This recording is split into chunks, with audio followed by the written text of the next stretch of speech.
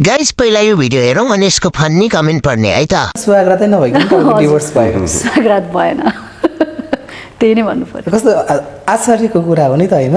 भन्छ लाइफमा यस्तो पनि घटना घट्दो रहेछ। तपाईले त रातै बिताउनु पाउनु भा रहेछ। मौकै पाइन मैले। रुको जरा सबर गरो। बिहे गरेको दिन बुढी त सुत्दै गर है, म टोयलेटमा गएर हस्ते हानेर आउँछु भन्यो होला यसको बुढाले।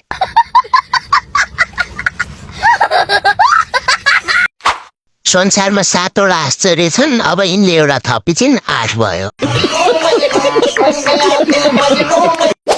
सँगै सुतेको तर केही भएन रे। ओ भाई मारो मुझे मारो मारो मुझे मारो मारो। दिदीलाई चोदाइ नपुगेर यस्तो भएको रहेछ। बिहे गरेको रात फुल अगरबत्तीले पूजा गर्यो होला है।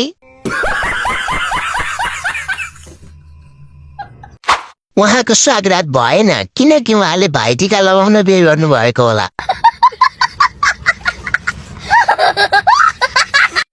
कलाकार भएर कला देखाऊ, चर्तिकालाई नदेखाऊ। आप कहाँ थे ज्ञानी बाबा?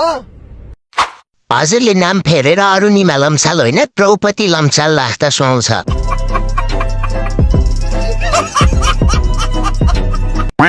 यस्तै रमाइलो भिडियो हेर्न फन्नी कमेन्ट दिएर आइडीलाई फलो गर्नुहोस्।